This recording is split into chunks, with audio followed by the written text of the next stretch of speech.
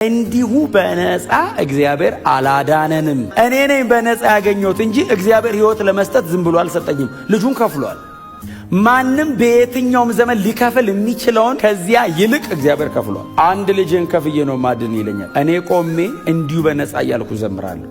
እግዚአብሔር ቆሞ ሲያየው ልጄን ይላል። ይንገበገባል ቆሞ። አይ ደሙ ሲፈስ ይታየዋል። የልጁ የዓለምን ሁሉ ኃጢአት ሰብስቦ ልጁ ላይ አደረገ። እግዚአብሔር ልጁ ላይ ሲያደርግ የእግዚአብሔር ቁጣ ለኃጢአት ያለው አግሬሲቭነት በሙሉ ልጁ ላይ ሆነ። ለዛ ነው ልጁ ሲለምን አባቱ ከዚህ ሰዓት አድነኝ ያለው። የአባቱን ባህሪ ያውቀዋል። አንዳንዴ ምን እንላለን? እግዚአብሔር አብ በጣም ጨካኝ ነው። ጨካኝ አይደለም። እንደ እግዚአብሔር ሩሩ የለም። አንድ ልጅ የሚሰጥ ከእናንተ መካከል ልጁን የሚሰጥ አለ ስለሌላ ሰው? እንደ እግዚአብሔር ሩሩ የለም። እንደ እግዚአብሔር የሚወድ የለም። ከእግዚአብሔር ይልቅ የሚወዳችሁ ማንም የለም። አንድ ልጁን የከፈለ አባት አብ ብቻ ነው። አንድያ ልጁን በመስቀል ላይ ለዚያውም ምንም ኃጢአት የሌለበትን ልጁን በእርሱ አይነት ንጽሕና ለዘላለም አብሮት የኖረውን ልጁን ስለ ሌሎች ኃጢአት እኮ ነው የከፈለው።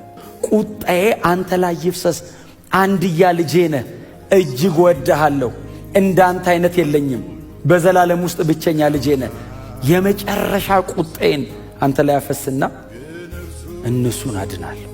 እግዚአብሔር ኢየሱስ ላይ ያንን ሁሉ ቁጣ ያወረደው ብዙ ልጆችን ወደ ክብር ለማምጣት እኛን አየ። እግዚአብሔር ብዙ ልጆችን ወደ ክብር ለማምጣት አንድያ ልጁን እግዚአብሔር በመከራ ፍጹም ሊያደርገው በመስቀል ላይ ሸነከረው፣ እኛ ጋር አመጣው። የእኔን ሞት እንዲሞት አድርጎ እርሱ በሚከብርበት ክብር ሊያከብረኝ እግዚአብሔር በአንድ ልጁ ላይ ጨከነ። ሌላ መዳኛ መንገድ የለም። ሁልጊዜ ነው የምንሰብከው ይህንን። ባገኘኋችሁ ቁጥር ልነግራችሁ የምችለው የመጨረሻ መልእክቴ ጌታ ኢየሱስ ክርስቶስ ስለ ኃጢአተኞች ሞቷል። እኛ ግን የተሰቀለውን ክርስቶስን እንሰብከዋለን።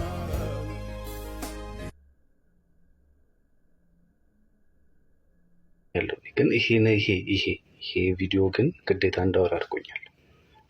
እሱ ምንድን ነው? አብን አሁንም ሰው ላይ እየሳልን ያለ ነው። እንዴት ነው ሰይፍ የያዘ ቁጡ የሚያጠፋ አምላክ አድርገን ነው የምናስበው። ግን እኔ አንድ ጥያቄ አለኝ። ሁለተኛ ቆሮንቶስ ምዕራፍ 5 ከ18 እስከ 21 እስቲ ሄዱና እዩት።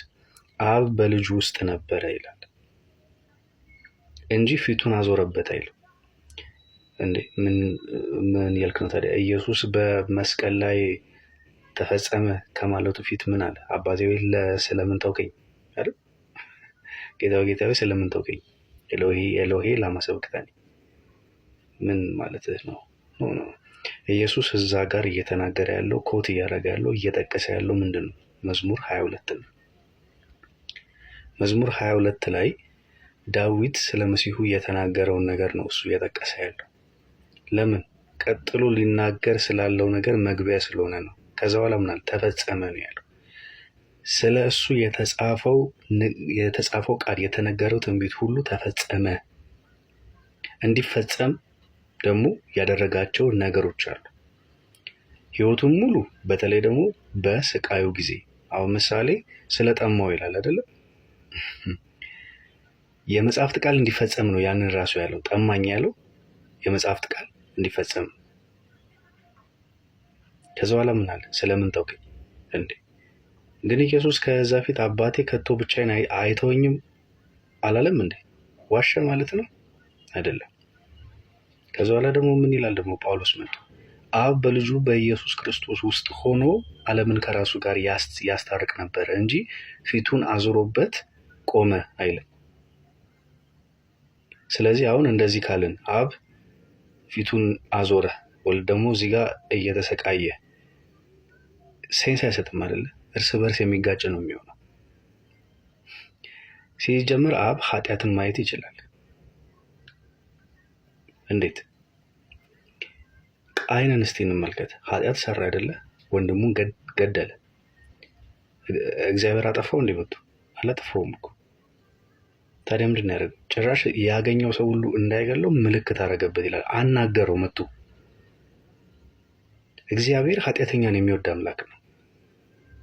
ኃጢአታችንን ሲያይ ፊቱን የሚያዞር የሆነ ሸሸግ ብሎ የሚቆም አይነት ነገር አይደለም። ይሄ የአዳም ያመጣብን ይሄ የቆሸሸ ህሊና በኃጢአት አፌክትድ የሆነ ህሊና ምንድን ነው የሚያደርገው? ወደ እግዚአብሔር መቅረብ አትችልም ስለሚል መሸሽን ነው የሚያሳስበን። ለዛ ነው እግዚአብሔር እንደ ኖርማል መጣ አዳም ጋር አይደለ? ኃጢአት ሰርቶ አትብላ አለው፣ በላ። መጣ እኮ ወይስ ፊቱን አዙሮበት ጠፋ? አልጠፋም አለ፣ መጣ ይላል። የተሸሸገው ማን ነው? እግዚአብሔር ነው ወይስ አዳም? አዳም እኮ ነው የተሸሸገው፣ ፈርቶ ይላል። ከፊት ተሸሸኩ ነው ያለ፣ ፊቱን አልሸሸገበትም እግዚአብሔር። ስለዚህ ከዛ ጊዜ ጀምሮ የሰው ህሊና ውስጥ ምን አለ? ኃጢአተኛ ስለሆንክ ወደ እግዚአብሔር መቅረብ አትችልም የሚል ኢምፕሪንትድ የሆነ ነገር መጣበት። ህሊናው ቆሸሸ ይላል። ዕብራውያን ላይ ሄደን እስቲ የሚያቆርቧቸው መስዋዕቶች፣ የበግ ደም፣ የኮርማ ደም፣ ሌሎቹም መስዋዕቶች በአጠቃላይ ህሊናቸው ማንጻት አልቻልም ይላል። ስለዚህ ወደ እግዚአብሔር መቅረብ፣ እግዚአብሔር በፍጹም ህሊና ማምለክ አልቻሉም ይላል። አልቻሉም። አያችሁ፣ እግዚአብሔርን በፍጹም ህሊና፣ በንጹህ ህሊና ማምለክ፣ ወደ እግዚአብሔር መቅረብ አልቻሉም። ለምን? እነዛ መስዋዕቶች ህሊናን የሚያነጹ አይደሉም፣ ውጫዊ ማንነትን የሚያነጹ ናቸው።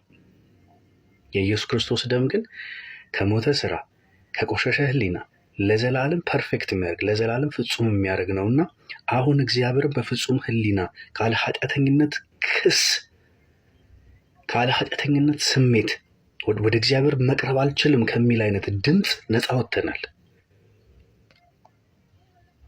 ክሱ ነው ያራቀን፣ እግዚአብሔር አራቀም ከኛ። ህሊናችን ነው እኛን በዛፍ እንድንሸሸግ ያደረገን፣ እግዚአብሔር አልተሸሸገም። ልክ እንደዚሁ ኢየሱስ ክርስቶስ በመስቀል ላይ በነበረ ጊዜ እግዚአብሔር ፊቱን አላዞረበትም። ኢየሱስ እየተናገረ እየጠቀሰ ያለው መዝሙር 22 ነው። ኢቭን በልብሱ መጣጣላቸው ዕጣ መጣጣላቸው መዝሙር 22 ላይ ነው ያለው። መዝሙር 22 ሙሉ መፈጸም ስላለበት ኢየሱስ ምን አለ? ለምን ተውከኛለህ? አብ ግን የት ነበር አለን ጳውሎስ? በውስጡ ነበረ፣ በኢየሱስ ውስጥ ነበር። ስለዚህ ፕሊስ እግዚአብሔር አብ ቁጡ፣ ወልድና መንፈስ ቅዱስ ደግሞ ሩሩህ አይደሉም። እንደዚያ ነገር የለም። እግዚአብሔር ቁጡ ነው ካልን ሁሉንም ቁጡ ነው እያለን ነው። ሁሉም ሶስቱም አካላት ቁጡ ናቸው እያለን ነው። ኢየሱስ የመጣው ለአብ ደሙን ሊከፍል አይደለም። ይሄ ሐሰተኛ ትምህርት ነው። ኢየሱስ የመጣው የኃጢአትን ፔናልቲ ለመክፈል ነው። ኃጢአት ያመጣውን ኢፌክት ለማጥፋት ነው። ከኃጢአታቸው ሊያድናቸው አይደል እንደሚለው፣ ከኃጢአቴ ሊያድነኝ ነው የመጣው እንጂ ለአብ የቁጣው ማስታገሻ ሊከፍለው አይደለም የመጣው። አንድም ቦታ አታገኙም ለአብ ኢየሱስ ደሙን ከፈለ የሚል፣ ለአብ ቁጣ ኢየሱስ ደሙን ከፈለ የሚል። እኛንን በእግዚአብሔር እንደተመታ እንደተቀጸፈ ቆጠር ነው የሚለው እንጂ አብ እንደዛ ነው እያለን አይደለም። ስለዚህ እናስተካክል። ማለት እግዚአብሔርን አብን እንደዚህ አይነት በደም ተርስቲማ ማለት በቃ ደም የጠማው አይነት ገዳይ አድርገን የምንስል ከሆነ አባትነት የቱ ጋር ነው ታዲያ? እንዴት ነው ሰው አባቴ ብሎ አብን መቅረብ የሚችለው? እንደዚህ አይነት በጣም የሞንስተር አይነት ስዕል ህዝቡ ውስጥ እየሳለን፣ ኢየሱስ ተፈቃሪ ተቀራቢ አይደል? አብ ደግሞ ተፈሪ። እንደዚህ አይነት ነገር የለም። እንደዚህ አይነት ነገር የለም። እግዚአብሔር ፍቅር ነው የሚለው። ወልድ ፍቅር ነው፣ መንፈስ ቅዱስ ፍቅር ነው፣ አብ ግን አጥፊ ነው አይልም። ከየት እንዳመጣውን አላውቅም። ይህን ትምህርት ግን ህዝቡን እየገደሉ ልጅነቱን እንዳይቀበል እያደረግ ነው። አባቶ እንላለን፣ ነገር ግን ልባችን ውስጥ ምን አለ? ፍርሃት። እችን ነገር ባላረግ ልጅነቴን ያነሳብኛል። ለምን? ቁጡ ነው ተብለን አድርገናል። አጥፊ ነው። ኢቭን ሌላም ቦታዎች ብዙ ማየት እንችላለን። የማኑሄ ሚስት እና ማኑሄ የሳምሶን ወላጆች ማለት ነው። እግዚአብሔር ተናግሯቸው የእግዚአብሔር መልአክ እንደሆነ በተረዳ ጊዜ ወየው ጠፋናል። እስካሁን ድረስ እያዋራቸው አልነበር? ወየው ጠፋን፣ እግዚአብሔርን አይተናልናል። ሰው ነው እንደዛ የሚለው፣ እግዚአብሔር አጥፊ አይደለም። ሙሴም ህዝቡ እሱ የሚያናግረውን አምላክ እንዲያናግሩ የእግዚአብሔር የልብ ሀሳብ እሱ ስለሆነ ይዟቸው ወጣ ይላል። ከዛስ አረረረ እኛ አናግር፣ አንተ አናግረህ ንገር። እሱም ሰው እነሱም ሰው። አያችሁት? የሰው ህሊና ማለት ነው። ና እያልን አረን አልችልም የሚል እግዚአብሔር አንድያ ልጁን የላከልን ስለወደደን ነው። ፍቅሩ ነው እንጂ ቁጣዬን እባክህ አጥፋልኝ ብሎ አይደለም የላከው። ቁጣዬን መቆጣጠር ስላልቻልኩኝ ቁጣዬ የሚጠፋበትን መንገድ አንተ አምጣልኝ ብሎ አይደለም የላከው። ዓለሙን እንዲሁ ወዷልና ነው የሚለው። የዓለም መድኃኒት እንዲሆን ልጁን ላከ ይላል። መድኃኒት ለምንድን ነው የሚያስፈልገው? በኃጢአት ስለታመመ፣ ህሊናችን ስለታመመ፣ ህሊናችን ስለቆሸሸ። አሁን ህሊናችን በኢየሱስ ደም ስለነጻ በድፍረት እንገባለን ወደ አብ። ድፍረት የሚለው እዛ ጋር ምንድን ነው? ህሊና።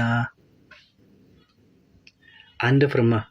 አዳም እኮ ደፍሮ እግዚአብሔር ማናገር እኮ አልቻለም፣ ተሸሸገ። ግን እግዚአብሔር መጥቷል እኮ እዛው እያዋራቸው እኮ። ምን ይላል እንደው ብዙ ፍቅር ኃጢአትን ሊሸፍን አልቻለም የሚለው። ፍቅር የኃጢአትን ብዛት ተሸፍናለች። የእግዚአብሔር ፍቅር ከኃጢአቴ አሻግሮ ማየት ይችላል። ስለዚህ ይቀርበኛል፣ አብ ይቀርበኛል፣ ያናገረኛል። እኔ ኃጢአተኛውን ሰው አብ ያናገራል። እንዴት? ብዙ ፍቅር ኃጢአትን፣ የኃጢአት ክምርን ትሸፍናለች። እንቀጥላለን።